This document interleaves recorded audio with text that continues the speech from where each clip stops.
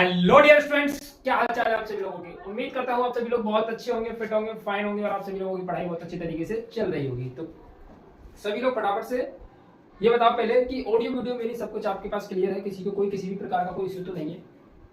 देखो, हम क्लास 10 सामाजिक विज्ञान यानी एसएसटी के अंदर इतिहास वाला जो पोर्शन है, जो हिस्सा है, जो भाग है, उसको हम पूरा कंप्लीट कर चुके हैं। आई होप आप सभी लोगों ने वो वीडियोस देख ली है, अच्छी तरीके से समझ ली है, पीडीएफ वगैरह आप सभी तक मिल चुकी है। किसी को नहीं मिली हो तो प्लीज मुझे कमेंट करके बता देना। अब हम चल रहे हैं पॉलिटी यानी राजनीतिक विज्ञान में, और जिसका चैप्टर नंबर 6 आज हम पढ़ने वाले हैं, अच्छी तरीके से समझने वाले हैं। 1 शॉर्ट वीडियो और स्टार्ट करते हैं आज के सेशन को। ठीक है, उम्मीद करता हूँ प्रीवियस सेशंस जो है, प्रीवियस वीडियो जो है आप सभी लोगों ने देख ली होंगी। और ये मैं आपको फिर दोबारा हर एक वीडियो के अंदर बताता हूँ कि this PDF are sufficient for you. ये सब पीडीएफ जो है आपके लिए बहुत बहुत सफिशिएंट है। इनको अच्छे से पढ़ लो, 2 बार पढ़ लो, 3 बार पढ़ लो, 2 बार वीडियो को अच्छी तरीके से पूरा देख लो विदाउट स्किप। पूरी अच्छी तरीके से वीडियो को देखकर अच्छी तरीके से समझ लो, फिर तुमको कुछ भी कुछ करने की जरूरत नहीं है। फिर तुमको वो पढ़ना है जो मैंने आपको दिया है। आपको मैंने 35 टॉपिक की एक वीडियो जो है दी हुई है, उनको अच्छी तरीके से टॉपिक्स को पढ़ लो। उसके बाद ये समझ लीजिए एसएसटी की समस्या बिल्कुल खत्म आपकी। तो आज हम पढ़ेंगे राजनीतिक दल के बारे में।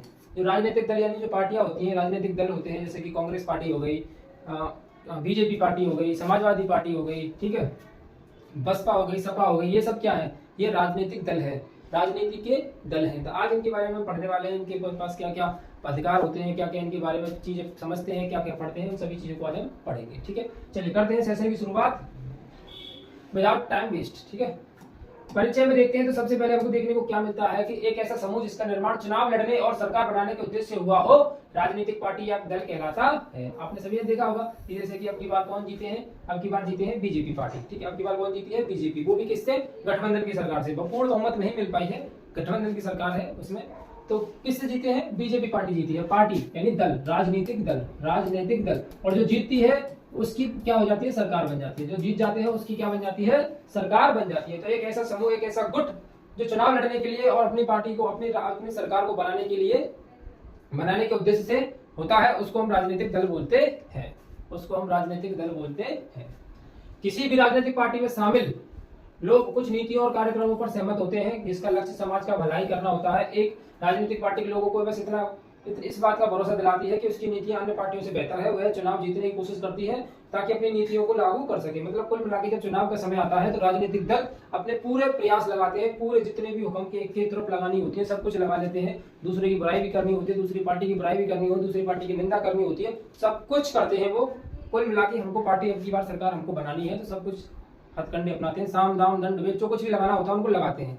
मतलब किसी की बुराई करनी है, किसी का दल की अच्छा बुराइयों को गिनाना है कि इनके शासन काल में ये हुआ था, ये सब चीज आ गई थी, सभी लोग मर रहे थे, भुखमरी हो रही थी, फलान ढिकान सब कुछ करते हैं। लेकिन वो चाहते हैं कि किसी भी तरीके से हमारी पार्टी जीत जानी चाहिए। तो जनता को क्या दिलाते हैं? भरोसा दिलाते हैं कि अगर हम आते हैं तो आपका ये विकास होगा, आपके लिए ये सब चीजें होंगी, सड़कें ये होंगी, आपके बैंक खातों में इतने इतने पैसे होंगे और ये होगा वो होगा। सभी झूठी मूठी अफवाहें फैलती रहती है।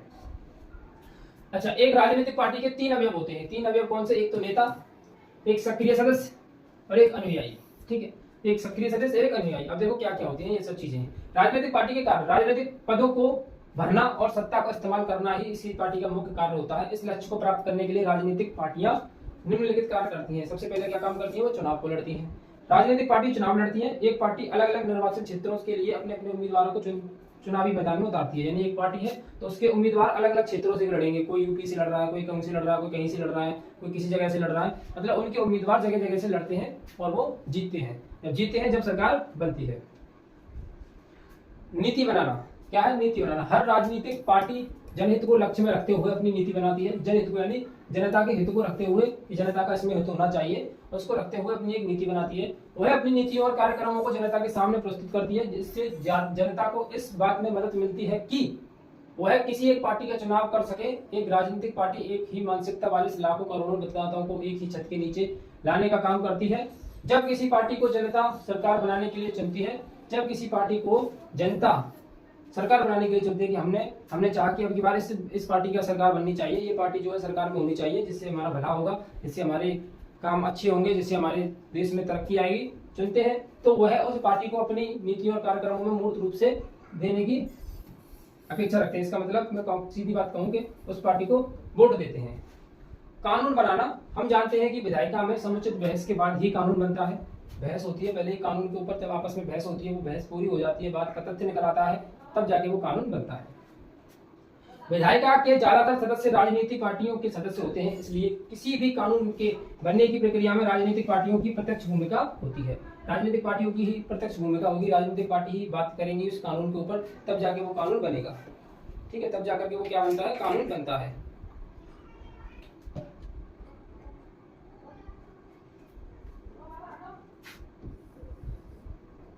सरकार बनना, जब कोई राजनीतिक पार्टी सबसे ज्यादा सीटों पर चुनाव जीती है, ये तो सिंपल सी बात है, सबको पता है यार, जब जितनी ज्यादा सीटें मिलेंगी, जितनी ज्यादा सीटें मिल जाएंगी, वही जीत जाएगा, सिंपल सी बात।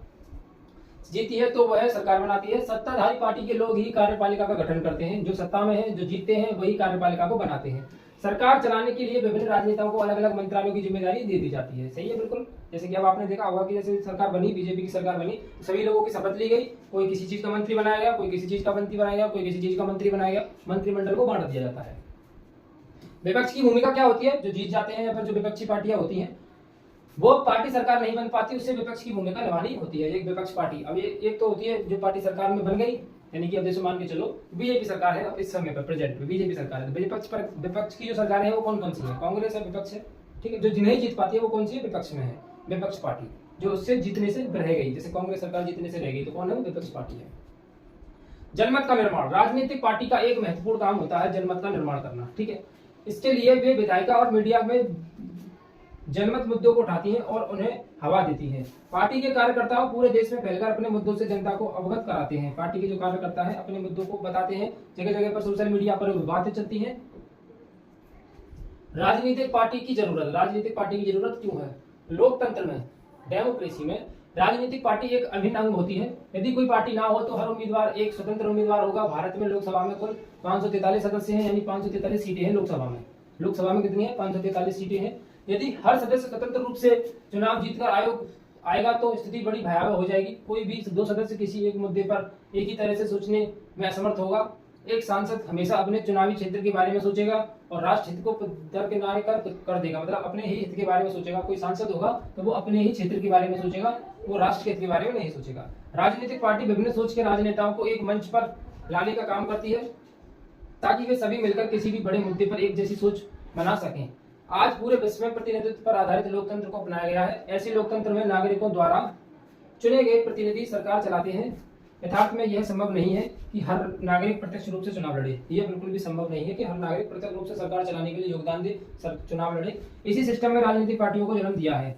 ठीक है, राजनीतिक पार्टियां क्यों आई? क्योंकि हर कोई व्यक्ति अगर अपने अपने क्षेत्र से जीतेगा तो वो अपने अपने ही बारे में सोचेगा, तो लेकिन अपने बारे में सोचेगा, अपने हिसाब से तरक्की करेगा, तो वो पार्टी वो अपने हिसाब से तरक्की करेगा तो देश के हित के बारे में, राष्ट्र के हित के बारे में नहीं सोचेगा, वो सिर्फ अपने हित के बारे में सोचेगा। तो पार्टियां बनाई गई। पार्टी क्या है कि वो पार्टी क्या है कि वो ऊपर तक पूरी फैली हुई है। उसके अंदर ये लोग होते हैं कि ये क्षेत्र के, इस क्षेत्र के, इस क्षेत्र के, ये क्षेत्र के जो लोग होते हैं वो उन पार्टियों से जाकर जुड़ते हैं। तब उनकी पूरी एक सोच बनकर जब तैयार होती है तो वो अपने हित के बारे में भी सोचते हैं और राष्ट्र के हित के बारे में भी सोचते हैं। ये सब ना हो कि लोग अलग अलग सरकारें बने, अलग अलग लोग तरीके से काम करें, इस स्थिति को ना उत्पन्न करके राजनीतिक पार्टियों का निर्माण किया गया कि ऐसा नहीं होना चाहिए कि सभी लोग अपने अपने हिसाब से काम करें। कोई एक पार्टी होनी चाहिए जिसमें इसी सोच वाले सभी लोग जुड़े होने चाहिए। ठीक है, लोकसभा में कुल कितनी सीटें हैं? 543। हमारे लिए कितने दल होने चाहिए? किसी देश में 3 तरह की पार्टी हो सकती है। 3 तरह की पार्टी हो सकती है। एक दलीय शासन प्रणाली, बहुदलीय शासन प्रणाली या 2 दलीय शासन प्रणाली। एक दलीय शासन प्रणाली, एक ही दल को सरकार को बनाने वाले चलाने की अनुमति होती है। एक ही दल की सरकार को बनाने और चलाने की अनुमति होती है एक दलीय में, यानी एक ही दल की सरकार बनेगी और उसको बनाएगी और उसको ही चलाएगी। बहुदलीय, अनेक दल सत्ता पाने के लिए कोशिश करते हैं। सत्ता में आने के लिए ये दल या तो अपने दम पर या फिर दूसरों के साथ गठबंधन करके, जैसे अब की जो पार्टी क्या है, गठबंधन की सरकार है। अब की पार्टी क्या है, गठबंधन की सरकार है। अब की जो हमारी जो बीजेपी सरकार है वो कैसी है, गठबंधन की, क्योंकि 2 दल आपस में मिलकर ही बीजेपी सरकार बन पाई है। एक दलीय क्या होती है कि पूर्ण बहुमत, जिसको हम बोल देते हैं पूर्ण बहुमत, के पूर्ण बहुमत से जीते हैं, हमारी ही सरकार बनी है, हमारा ही शासन है, पूर्ण बहुमत से जीतना। और एक बहुदलीय मतलब पूर्ण बहुमत ना होकर के 2 लोग आपस में जब गठबंधन कर लेते हैं तो सरकार बना लेते हैं, गठबंधन करके सत्ता को प्राप्त करते हैं। और 2 दलीय शासन प्रणाली क्या होती है? सत्ता आमतौर पर 2 प्रमुख दलों के बीच हस्तांतरित होती रहती है, कभी उसके पास तो कभी सरकार उसके पास, कभी उसके पास, उसको बोलते हैं 2 दलीय। ठीक है, ये तो देखने को नहीं मिलती है, ज्यादातर यही देखने को मिलती है बहुदलीय। जब गठबंधन हो जाता है तो गठबंधन की सरकार बोलते हैं। इसका एक नाम और समझ लीजिए, गठबंधन की सरकार।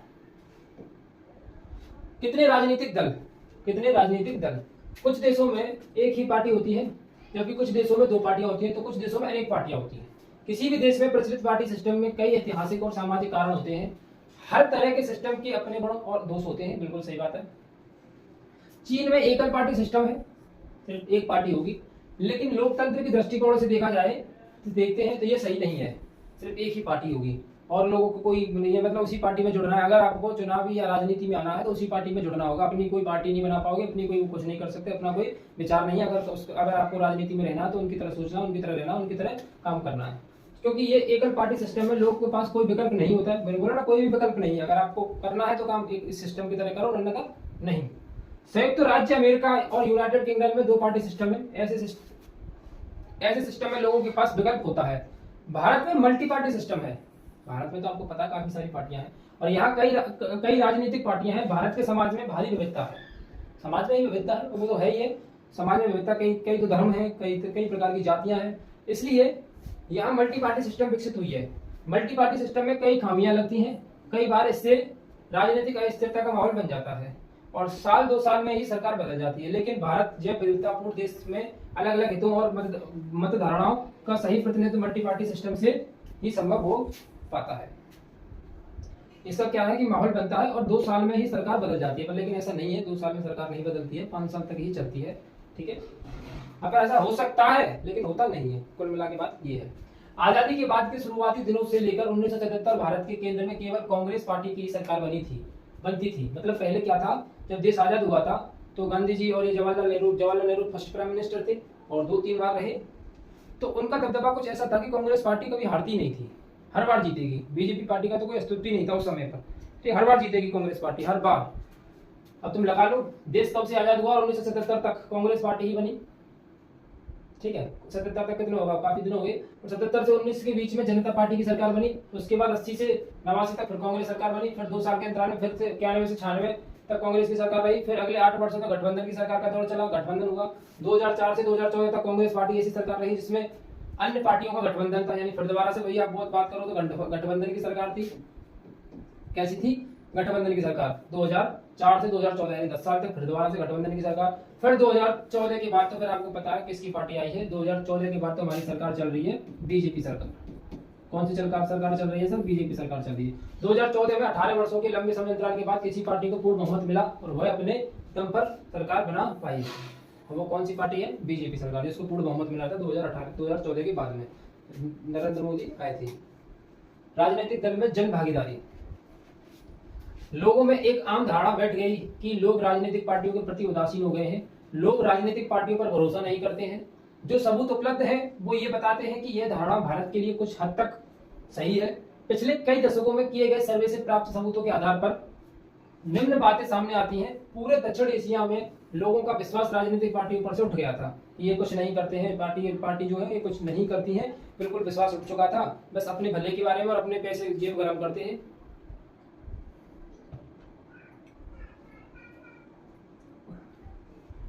कोई पार्टी हमारे भले के बारे में नहीं सोचती है, ऐसा कुछ। सर्वे में पूछा गया कि वे राजनीतिक पार्टियां पर एकदम भरोसा नहीं या बहुत भरोसा नहीं या कुछ भरोसा या पूरा भरोसा करते हैं।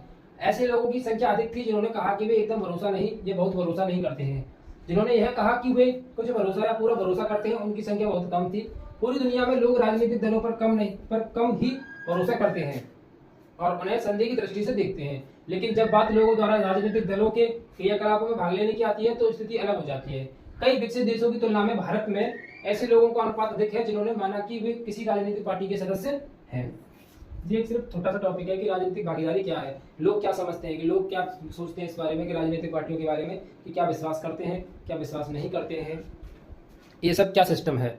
ठीक है, इस पर लोगों के क्या विचारधारा हैं, वो सभी बातें हैं इसमें। अच्छा, राष्ट्रीय पार्टी। भारत में निष्पक्ष चुनाव संपन्न कराने के लिए एक स्वतंत्र संस्था जिसका नाम चुनाव आयोग है। मतलब चुनाव कौन कराता है? चुनाव आयोग, इलेक्शन कमीशन। कौन? इलेक्शन कमीशन चुनाव कराता है। हर राजनीतिक पार्टी को चुनाव आयोग में रजिस्ट्रेशन करवाना होता है, अपनी रजिस्ट्रेशन करवाना होगा चुनाव आयोग में कि हाँ हम चुनाव लड़ना चाहते हैं। चुनाव आयोग की नज़र में हर पार्टी समान होती है, लेकिन बड़ी और स्थापित पार्टियों को कुछ विशेष सुविधाएं प्रदान की जाती हैं। इन पार्टियों को अलग चुनाव चिन्ह दिया जाता है जिसका इस्तेमाल उस पार्टी का अधिकृत उम्मीदवार ही कर सकता है। जिन पार्टियों का ये विशेष अधिकार मिलता है उन्हें मान्यता प्राप्त पार्टियां कहते हैं, कि उनको पहले से ही मान्यता प्राप्त है। राज्य स्तर की पार्टी क्या होती है? जिस पार्टी को विधानसभा के चुनाव में कुल वोटों से कम 6% वोट मिलते हैं और जो कम से कम 2 सीटों पर चुनाव जीतती है उसे राज्य स्तर की पार्टी कहते हैं। यानी जिन पार्टी को विधानसभा के चुनाव में कुल वोट के कम से कम 6% वोट मिलते हैं, कुल वोट के कम से कम 6% वोट मिले और जो कम से कम 2 सीटों पर चुनाव जीतती है उसे राज्य स्तर की पार्टी कहते हैं। राज्य स्तर की पार्टी वैसे ज्यादातर नहीं होती। राष्ट्रीय स्तर की पार्टी क्या होती है? जिस पार्टी को लोकसभा चुनावों में या 4 राज्यों के विधानसभा चुनावों में कम से कम 6% वोट मिलते हैं, कम से कम 6% वोट मिलते हैं, या तो लोकसभा पर या फिर विधानसभा पर। ठीक है, जो लोकसभा में कम से कम 4 सीटें जीतती है उसे राष्ट्रीय स्तर की पार्टी की मान्यता मिलती है कि ये नेशनल लेवल की पार्टी है और ये स्टेट लेवल की पार्टी है। ठीक है, इस वर्गीकरण के अनुसार 2006 में देश में 6 राष्ट्रीय पार्टियां हैं। इनका वर्णन नीचे दिया गया है। 6 राष्ट्रीय पार्टियां कौन कौन सी है हमारी, देखते हैं इसको कि नेशनल लेवल की जो पार्टियां हैं वो कौन कौन सी हैं। सबसे पहली भारतीय राष्ट्रीय कांग्रेस, कौन सी है? सबसे पहली कांग्रेस पार्टी। इसे कांग्रेस पार्टी के नाम से भी जाना जाता है। यह एक बहुत पुरानी पार्टी है जिसकी स्थापना 1885 में हुई थी। भारत की आजादी में इस पार्टी की मुख्य भूमिका रही है। बोला ना था कि शुरुआत में जो है, तो सबसे पुरानी पार्टी कौन सी है जो पहली है अपनी, कौन सी है ऐसी सबसे पुरानी पार्टी? तो ये तो सबको पता है सबसे पुरानी पार्टी कौन सी है, भारतीय राष्ट्रीय कांग्रेस। इसकी स्थापना कब हुई? 1885 में, आपको याद रखना है 1885 में इसकी स्थापना हुई। भारत की आजादी में इस पार्टी की मुख्य भूमिका रही। भारत की आजादी के बाद के कई दशकों तक कांग्रेस पार्टी ने भारतीय राजनीति में प्रमुख भूमिका निभाई। आजादी के बाद के 70 वर्षों में 50 से अधिक वर्षों तक इस पार्टी की सरकार रही, मतलब कई समय तक इस पार्टी की सरकार रही और लंबे समय तक रही है। सबको पता है कांग्रेस पार्टी ने काफी दिनों तक राज किया है, काफी दिनों तक या काफी सालों तक। फिर बात है भारतीय जनता पार्टी, जिसको हम बीजेपी बोलते हैं, भारतीय जनता पार्टी। इस पार्टी की स्थापना 1980 में हुई। इस पार्टी की भारतीय संघ के प्रणजनक के रूप में माना जाता है। इस पार्टी का मुख्य उद्देश्य एक शक्तिशाली और आधुनिक भारत का निर्माण। भारतीय जनता पार्टी हिंदुत्व पर आधारित राष्ट्रवाद को बढ़ावा देना चाहती है। यह पार्टी जम्मू कश्मीर का भारत से पूर्ण रूप से विलय चाहती है। यह धर्म परिवर्तन पर रोक लगाना चाहती है और इस यूनिफॉर्म सिविल कोड का लाना चाहती है। 1990 के दशक में इस पार्टी का जनाधार तेजी से बढ़ा। यह पार्टी पहली बार 1998 में सत्ता में आई। पहली बार कब आई थी? 1998 में सत्ता में आई और 2004 तक शासन किया। उसके बाद यह पार्टी 2014 में सत्ता में आई और 2014 में सत्ता में आई थी जब पीएम कौन बने थे? नरेंद्र मोदी। और शायद पहली बार मेरे हिसाब से अटल बिहारी वाजपेयी जी बने होंगे। चलिए, अब आता है अपना कौन? बहुजन समाज पार्टी। इस पार्टी की स्थापना काशीराम के नेतृत्व में 1994 में हुई थी। यह पार्टी बहुजन समाज के लिए सत्ता चाहती है। बहुजन समाज में दलित, आदिवासी, ओबीसी और अल्पसंख्यक समुदाय के लोग आते हैं। इस पार्टी की पकड़ उत्तर प्रदेश से बहुत अच्छी थी। इस पार्टी की पकड़ उत्तर प्रदेश में बहुत अच्छी है और यह उत्तर प्रदेश में 2 बार सरकार भी बना चुकी है। बहुजन समाज पार्टी या फिर समाजवादी पार्टी बोल सकते हो इसको। भारतीय कम्युनिस्ट पार्टी यानी मार्क्सवादी। इस पार्टी की स्थापना 1964 में हुई थी। इस पार्टी की मुख्य विचारधारा मार्क्स और लेनिन के सिद्धांतों पर आधारित थी। यह पार्टी समाजवाद और धर्मनिरपेक्षता का समर्थन करती है। इस पार्टी की पश्चिम बंगाल, केरल, त्रिपुरा में अच्छा समर्थन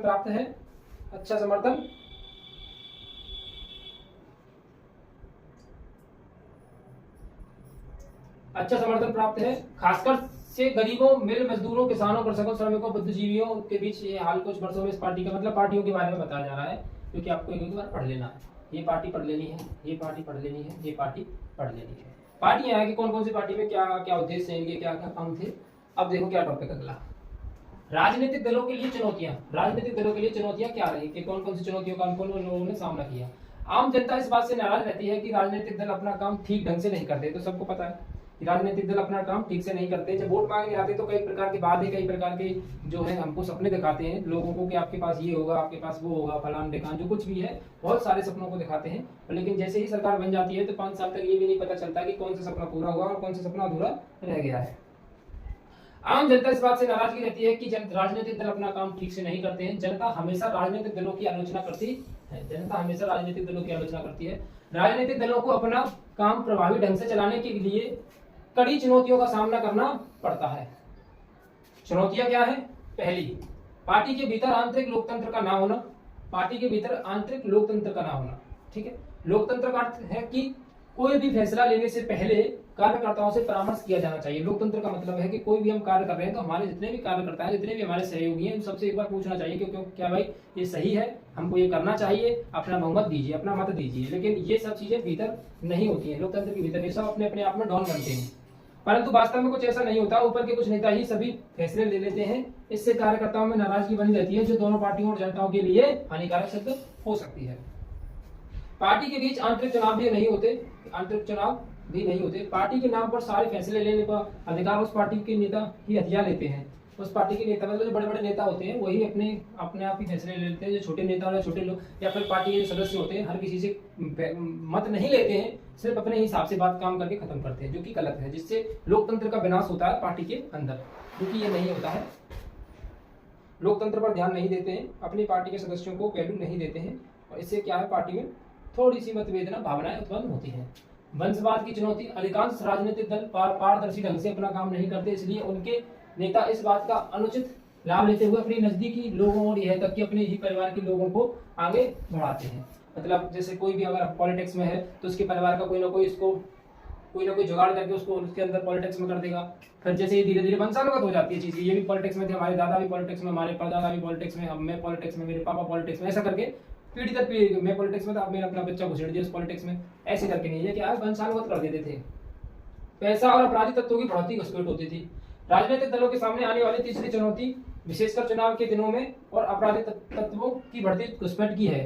चुनाव जीतने की होड़ में राजनीतिक दल पैसे का अनुचित उपयोग करके अपने दल का बहुमत सिद्ध करने का प्रयत्न करते हैं। राजनीतिक दल उसी उम्मीदवार को टिकट देते हैं जिसके पास पैसा होता है, क्योंकि चुनाव में बहुत पैसा खर्च होता है। राजनीतिक दल यही नहीं देखते कि वह व्यक्ति अपराधी है या फिर कोई और है, उनको सिर्फ ये मतलब होता है कि जो लोग आया है, जो सामने वाला बंदा उसके पास पैसा है कि नहीं, खर्च कर पाएगा कि नहीं कर पाएगा, दे पाएगा कि नहीं दे पाएगा, उसको सिर्फ पैसे से मतलब है। पार्टियों के बीच विकल्पहीनता की स्थिति, आज के युग में भारत में ही नहीं वरन विश्व भर में राजनीतिक दलों के पास विकल्प की कमी है। उनके पास नई नई चीजें पेश करने के लिए कुछ नहीं होता है, वही सब चीजें पुरानी, वही सब चीज कॉन्सेप्ट, वही पुराने सारे कॉन्सेप्ट है, उससे ज्यादा कुछ नहीं है। राजनीतिक दलों में सुधार लाने के लिए विभिन्न दलों की नीतियों और कार्यक्रमों में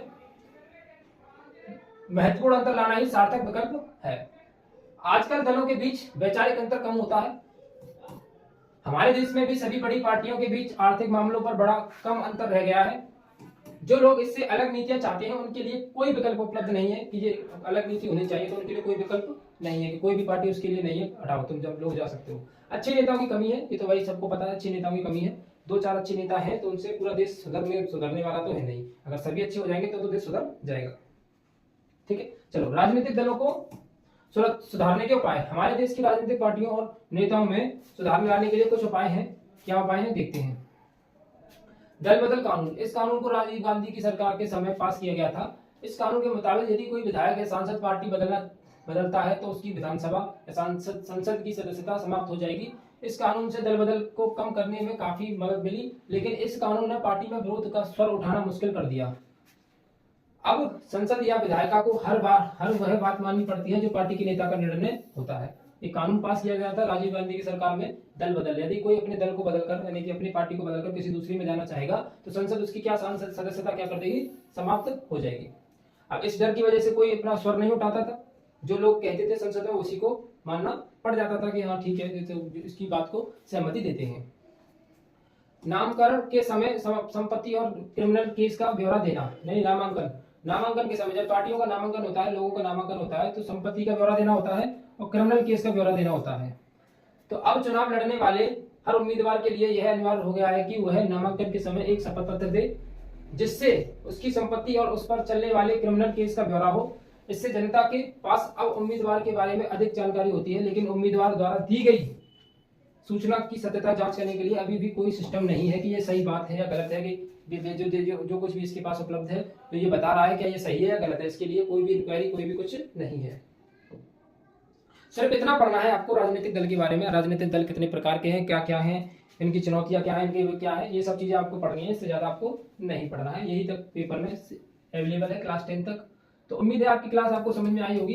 पीडीएफ क्यों समझ में क्या है, इसमें कुछ समझने वाला था ही नहीं, बस पढ़ना था। राजनीतिक दल क्या होते हैं और ये सबको पता है, राजनीतिक पार्टियां कौन कौन सी हैं, क्या क्या है, क्या क्या करते हैं, कि दुष्प्रभाव क्या है, कौन कितनी क्या क्या करता है, सबको पता है। बस इसको अच्छी तरीके से पढ़ना है। 2 बार पीडीएफ को पढ़ लेना, 2 बार वीडियो को देख लेना, सब कुछ ऑटोमेटिक क्लियर हो जाएगा। पीडीएफ डाउनलोड करने के लिए टेलीग्राम चैनल को डाउनलोड कर लो, टेलीग्राम पर जाकर के सर्च कर लो, वहां पर आपको मिल जाएगा। ठीक है,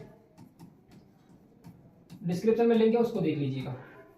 ठीक है, व्हाट्सएप ग्रुप से जुड़ जाओ, जिससे ये होगा कि जो भी अपडेट है आपको मिलती रहेंगी। ठीक है, thanks for watching this video. उम्मीद करता हूँ आपको ये सब कुछ यहाँ तक सबको क्लियर होगा। अगर हाँ आपके बोर्ड के एग्जाम आ रहे हैं, अगर आपको कुछ स्पेशल ट्रीटमेंट चाहिए, बेसिकली आपका जो है 1 तारीख से 1 सितंबर से आपका मैथ्स का रिवीजन शुरू हो रहा है। अगर आपको किसी और का रिवीजन चाहिए, मैराथन क्लास चाहिए, या फिर कोई भी स्पेशल ट्रीटमेंट चाहिए जो आपको लगता है कि सर ये होना चाहिए, वो आप मुझे बता देना। हो सकता है मेरे दिमाग से स्लिप हो रहा हो, तो आप मुझे बता सकते हो, उसको फिर हम शुरू कर देंगे। ठीक है, चलिए मिलते हैं अगली क्लास के अंदर।